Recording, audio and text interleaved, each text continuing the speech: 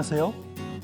성경이 우리 삶에 조금 더 가까이 그리고 쉽고 재미있게 다가오는 시간 소문난 성경교실과 함께할 배본철 교수입니다.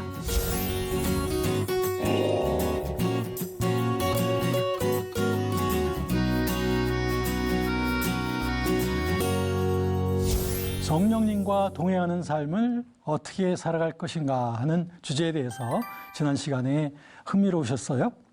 이제 오늘 이 시간에는 여러분들이 신앙생활 하면서 정말 많이 겪으시고 또 이런 질문도 많이 받으셨을 겁니다. 또 여러분들이 굉장히 이게 도대체 어떻게 된 일일까 하고 난해하게 생각하는 것 중에 하나가 무엇이냐면 바로 예언해 주실까요? 또 예언 받으셨습니까?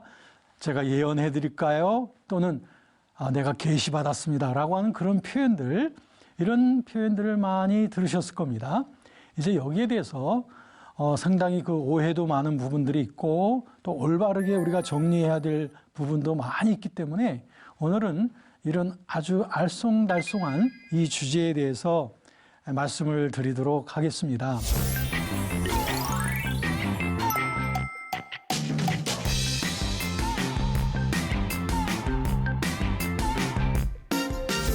여러분, 직통계시라고 하는 말 들어보셨습니까? 어떤 분들은 직통계시 받는다고 하는 말, 하나님이 나에게 직통계시를 주셨다라고 하면서 성도들에게 말하는 분들도 있고, 이런 것으로 인하여 여러분들이 굉장히 신앙에 어려움을 겪으셨던 사례도 있으리라고 생각을 합니다. 사실 이런 직통계시에 대한 아주 고전적인 사례가 있는데요. 그것은 아주 고대교회 때에 몬타누스파라고 하는 파가 있었습니다. 이 몬타누스파에서 말하기를 그들은 성령을 받았으면 직통계시를 받는다, 예언을 받는다라고 하고, 그래서 그들은 자기들이 받았다고 하는 그런 계시와 예언을 사람들에게 말하기 시작했죠. 그러면서 그것이 아주 절대적인 권위가 있는 것인 양 얘기를 하곤 했던 거예요. 그러다 보니까 교회가 굉장히 혼란해지기 시작했습니다. 왜냐하면 저마다 나름대로의 주관적인 체험을 절대시하는 이런 예언, 계시를 말하게 되니까 교회가 혼란스러워졌겠죠. 그래서 교회에서는 여기에 대해서 회의를 열고 마침내 몬타누스파를 이단으로 정죄를 하면서 교회의 권위를 이렇게 회복하려고 노력했던 점이 있었습니다. 그런데 이와 같은 고전적인 몬타누스파와 같은 이런 사례는 2000년 교회의 역사상 어디에나 항상 있어 왔었던 것을 보게 됩니다. 우리나라의 경우에도 1990년대의 일인데요. 그때도 보면은 예수님의 재림이 한반도에 1992년 10월 28일 날 있게 된다고 그렇게 대대적으로 전함으로 말미암아 교회가 정말 혼란스러웠죠. 그때 저도 아주 정말 당황스러운 일을 만나게 되었었는데 그때 일을 좀 잠깐 말씀드릴게요. 1992년 그때 2학기였습니다. 그때 제가 비교 종교학이라고 하는 강의를 하고 있었어요. 그때 제가 학생들에게 과제를 내줬죠. 주변에 있는 이단들을 찾아가서 한번 모니터링 해가지고 그들이 어떤 점들이 잘못됐는지 이런 것들도 발표하고 하는 그런 과제를 줬거든요. 그중에 한 자매가 어떤 특정 집단에 가서 자기가 하겠다고 그러더라고요. 그래서 그렇게 허락해 줬죠. 근데 이 자매가 발표를 할 때가 1992년 10월 달이었습니다. 그 자매 순서가 다가왔습니다.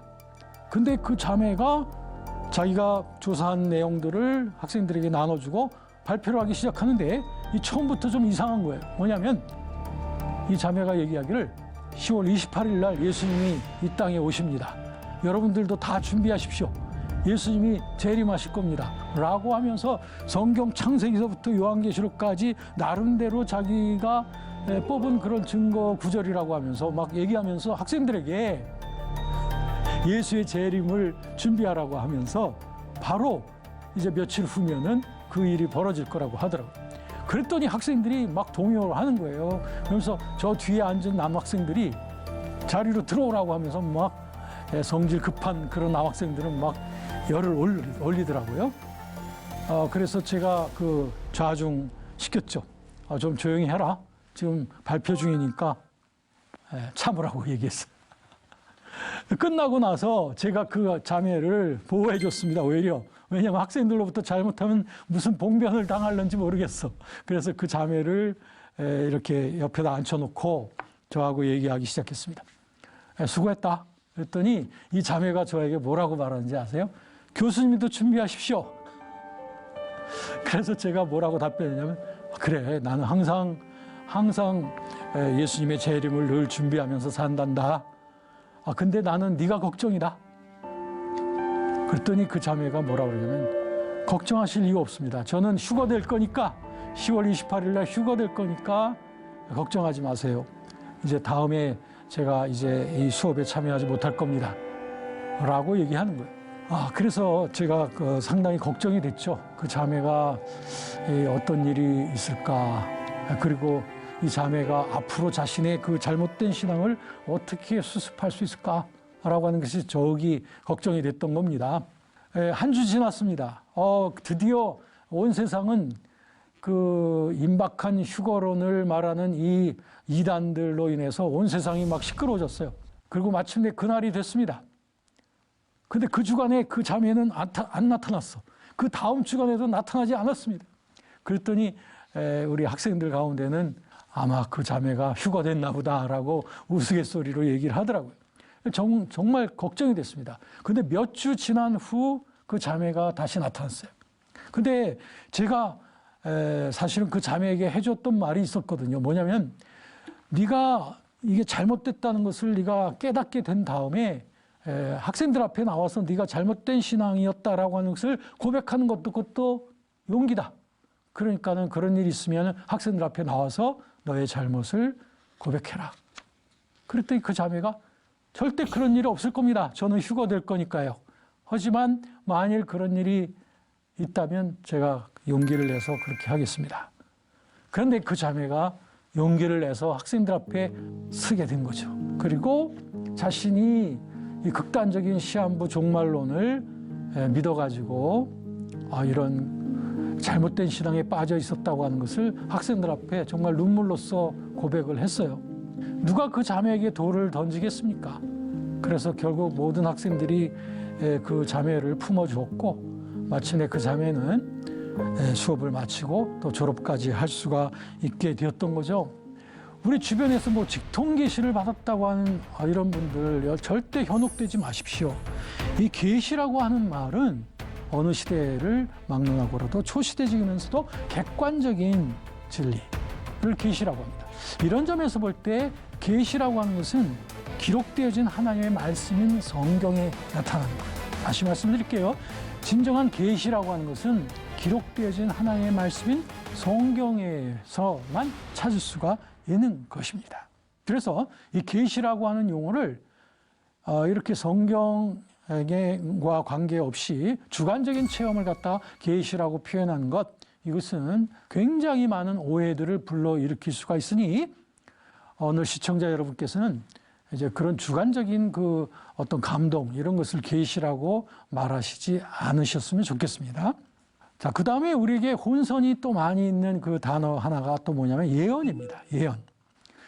진정한 그 예언에 대해서 말씀드린다면, 자, 이제 16세기 때에 그 종교개혁 자의 그 대표적인 사람으로서 이 존 칼빈은 성령께서 바로 성경을 통해서 말씀하신다. 그렇기 때문에 성경이야말로 성령의 그 계시가 제대로 나타나는 것이 바로 성경이라고 했고요. 성경 위에 어떤 그 새로운 성경을 대체할 만한 그런 예언을 있을 수가 없다고 본 거죠. 대개 오늘날의 개혁주의 신학은 다 이 노선을 따르고 있습니다. 그렇게 성경만이 진정한 예언이고, 그리고 그것을 대체하거나 성경을 초월할 만한 그런 예언이 있을 수 없다라고 보는 노선이죠. 그런데 은사주의에 있어서는 좀 달라요.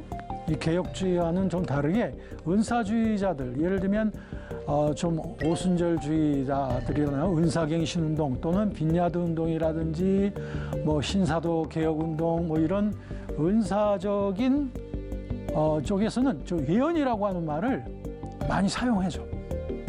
어젯밤 예언 받았습니다. 제가 여러분 위해서 예언을 하겠습니다. 이런 표현들을 은사주의자들은 좀 더 많이 합니다. 그러다 보니까 이 개혁주의 신학과 은사주의 사이에는 굉장한 그 불협화음이 존재하게 되는 거예요. 왜냐하면 개혁주의 신학에서는 예언이라고 하는 것은 성경이 자체가 예언이기 때문에 성경 외에 다른 어떤 것들을 주관적인 체험을 예언이라고 말해서는 안 된다라고 하지만 은사주의자들은 성경이 예언이지만 그 예언은 계속된다라고 보면서 오늘날 성령 충만한 사람들에게도 이 예언이 주어질 수 있다라고 또 은사주의자들은 말한단 말이에요. 그러니까 이 갑론을박이 심한 그 이유가 바로 그 때문이다. 다시 말하면 서로들 그 예언에 대한 정의가 서로 틀리다라고 볼 수가 있습니다. 개혁주의 신학의 전통에서는 예언의 연사는 이미 성경으로 충분하고 또 사도시대로 말미암아 모든 기적적인 은사들은 그때로 충분히 나타났고 이제는 종결되었다고 보는 그런 입장을 많이 갖고 있고요. 그런데 이제 은사주의에서는 성령의 그 기적적인 역사들은 오늘날도 나타나고 있고 그렇기 때문에 방언이나 예언, 은사들 또 그런 기적적인 능력들이 오늘날 더욱더 활성화되고 있다. 이렇게 보는 것이 은사주의적인 입장이다. 그러면 말이에요. 이 개혁주의 신학적인 입장과 또 은사주의적인 그런 입장에 있어서 서로 표현이 다르고 서로 해설이 틀리단 말이에요. 그런데 한번 여러분 이렇게 한번 생각해 보십시오. 성령께서 우리에게 주시는 그 경험이라고 하는 것이 교단이 틀리다고 해서 서로 다른 경험을 주는 걸까요? 또 성령께서 주시는 그 경험이라고 하는 것이 은사주의적인 사람들에게는 은사를 주고 또 개혁주의적인 자는 개혁주의적인 그런 은혜만 주시는 것이냐 하는 것이죠. 사실은 성령께서는 우리에게 주시는 경험들은 사실 공통적인 경험들을 가지게 될 때가 많습니다. 예를 들어서 똑같은 성령의 감동을 받은 두 사람이 있다고 생각해 보십시오. A라고 하는 사람과 B라고 하는 사람이 성령의 똑같은 감동을 받았어. 근데 A라고 하는 사람이 뭐라고 표현하냐면 어젯밤 성령께서 나에게 계시를 주셨어. 성령께서 나에게 예언의 말씀을 이렇게 주셨어. 라고 표현을 하더란 말이에요. 근데 B라고 하는 사람은 똑같은 감동을 받고 말하기를 어제 내가 기도하는데 하나님께서 내 마음속에 이러이러한 그 마음을 주셨어. 내 마음에 이런 감동이 일어났는데 하나님께서 주신 마음. 이런 식으로 서로의 표현이 많이 틀리더라 이 말입니다. 그러니까 이것은 어떻게 보면 성령께서 주시는 그 사역의 그 능력이나 그 내용이 서로 다르다기보다는 동일한 경험에 대한 표현과 신학적 해석이 서로 틀리기 때문이 아닌가 하는 것입니다. 이거 굉장히 중요한 일입니다. 오늘날 그 성령론의 논쟁의 시기를 우리가 딛고 이제는 화합의 시대로 가기 위해서 꼭 필요한 것은 신학적인 용어와 표현에 있어서 우리들이 좀 일치할 필요가 있다. 서로 은사주의자들과 복음주의자들이 서로 다양하게 달리 표현하고 있는 그런 부분들을 서로들 이해하면서 나갈 필요가 있다. 이것이 굉장히 중요하다라고 하는 것을 먼저 말씀드리겠습니다. 그렇죠? 굉장히 중요하겠죠? 은사주의적인 사람들은 은사주의적으로 표현합니다. 그런가 하면 좀 전통적 복음주의적인 사람들은 은사주의적 경향의 용어들은 잘 사용하지 않죠. 그리고 그들의 나름대로의 표현을 한다면 똑같은 경험에 대해서도요. 객관적인 진리로서의 초시대적인 진리로서의 그 예언 그리고 계시 그것은 성경 속에 있다. 이거에 대해서 누구도 부인할 수가 없을 것입니다.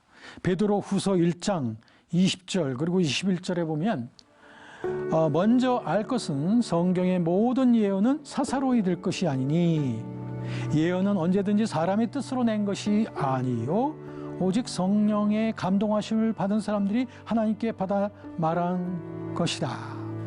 네, 그렇기 때문에 이 베드로후서 1장 20절, 21절에 있는 말씀처럼 성경의 모든 예언, 성경은 예언 그 자체이죠. 계시 그 자체입니다. 그것은 성령의 감동하심을 받은 사람들이 하나님께서 받아서 적어 말한 것이 바로 성경이고 그것이 예언이라고 하는 거죠. 그렇기 때문에 성경 자체가 가장 완벽한 객관적인 예언이다. 그런데 오늘날 은사주의자들이 주로 잘 말하고 있는 예언이라고 하는 것은 바로 이런 관점에서의 성경과 똑같은 밸류의 그런 예언인과 계시로서의 예언이 아니라 적어도 은사주의자들이 말하는 예언이라고 하는 것은 성령의 은사로서의 성령의 나타남으로서의 예언을 말하고 있다고 하는 점, 이것이 좀 차이가 있습니다. 이 은사주의자들이 말하는 그 예언이 이런 밸류의 예언을 말하는 것이 아니고 그들은 성령의 나타남으로써 교회와 하나님의 나라를 위하여 섬김에 있어서 필요한 예언을 말하고 있다. 그러면 이것은 성경적 근거가 없을까요? 성경적 근거가 왜 없습니까? 이들이 말하는 그 성경적 근거도 아주 확실한 것입니다. 예를 들면 사도행전에 보면 거기에 많은 예언에 대한 사건들이 있습니다. 예언을 받아서 복음을 전했던 사례들이 사도행전에 많이 나타나고 있고요. 또 우리가 바울 서신에도 보면은 굉장히 많은 이런 성령의 은사로서의 예언, 성령의 나타남으로서의 그 예언에 대해서 굉장히 많이 교훈이 있는 것을 볼 수가 있습니다. 자, 몇 가지 보면 특별히 고린도전서 12장부터 14장까지 보시면 특별히 14장의 3절부터 4절 보면 예언하는 자는 사람에게 말하여 덕을 세우며 권면하며 그리고 안위하는 것이다. 교회에 덕을 세우고 또 권면하고 안위하는 기능, 그것이 바로 예언의 기능이라고 하는 것이죠. 그렇기 때문에 고린도전서 14장 22절에 보면 예언은 믿지 않은 자들을 위하지 않고 믿는 자들을 위함이라. 믿는 자들을 위해. 즉 믿는 자들이 더 강화되어지고 권면되어져서 그래서 하나님의 교회로서 더 힘있게 세워지기 위해서. 그래서 고린도전서 14장 1절에 보니 사랑을 추구하며 신령한 것들을 사모하되 특별히 예언을 하려고 하라. 자, 이런 말씀들을 보면 이거는 기록되어진 초시대적이며 객관적인 예언의 말씀인 그 성경을 지칭하는 것이 아니라 성령의 나타남으로서의 예언적 기능을 말하는 것을 알 수가 있습니다. 고린도전서 14장 39절에도 보면 그런즉 내 형제들아 예언하기를 사모하며 즉 교회의 유익을 위해서 덕을 세우며 권면하는 이런 예언적 기능을 감당하기를 더욱더 힘쓰라는 거죠. 데살로니가전서 5장 20절에 예언을 멸시하지 말라고 했습니다. 자, 그러면 이런 의미에서 성령의 나타남으로서의 예언의 기능들이 이 교회 내에 아주 활발하게 활성화되어진다면 이 교회가 얼마나 힘을 얻어가며 서로 권면하고 서로 그 위로하는 그런 공동체가 되어질 수 있다. 바로 그런 점에서의 예언적 기능을 말하는 것이다 하는 것입니다. 자, 그러면 성령의 은사로서의 예언의 기능, 혼동하지 마십시오. 이것은 성경 그 자체의 예언을 말하는 것이 아니라 성령의 은사로서의 예언, 성령의 능력과 관련이 있다. 이것은 성령이 나타나시는 고린도전서 14장에 나와 있는 성령의 나타남, manifestation이라고 하는데요. manifest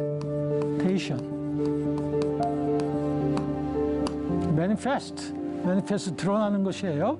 성령의 능력이 드러나는 거예요. 성령의 은사가 드러나는 거예요. 고린도서 12장에 보니까 특별히 7절부터 11절까지 보니까 그것은 바로 교회의 유익을 위한 것이다. 7절 그렇게 말씀하고 있고요. 그리고 11절에 보면 성령께서 그 뜻대로 성령의 뜻대로 그런 것들을 드러내신다라고 했는데 특별히 고린도전서 12장 그 가운데 10절에 보면 바로 예언의 말씀에 대해서도 나오고 있습니다. 그것은 7절에 있는 대로 교회를 유익하게 한 것이고 그 다음에 성령의 뜻대로 예언이 드러나는 것이다. 네, 그래서 그 성령의 은사로서의 예언은 복음 증거의 목적이 있는 것이다. 그 다음에 하나님 나라의 확장과 교회의 유익. 고린도전서 12장 7절 그리고 11절에 보시면 분명하게 드러나고 있는 그 성령의 나타남으로서의 예언을 말하는 것입니다. 저의 삶 속에도 사역 속에도 보면 하나님의 말씀으로 우리가 충만하게 되기 위해서 힘쓰고 하는 가운데 주님께서 우리에게 어떤 예언적 기능의 메시지를 사역 속에서 주실 때가 참 많이 있습니다. 그럴 때 그것이 성령이 주시는 예언적 메시지라고 하는 것을 알게 되죠. 자, 그러면 이러한 기능들이 나타날 때에는 성령의 능력과 관계가 있기 때문에 성령께서 주시는 겁니다. 그렇기 때문에 어떤 마술적인 예언, 무당적인 예언하고는 관계가 없죠. 그 다음에는 복음 증거의 목적과 관련이 있기 때문에 그러므로 복음 증거를 위해서가 아니라 인간의 사리사욕과 욕심을 위해서 예언을 한다? 이것은 벌써 성령의 사역과는 관계가 없겠다. 그 다음에 하나님 나라의 확장과 교회의 유익을 위한 것이다.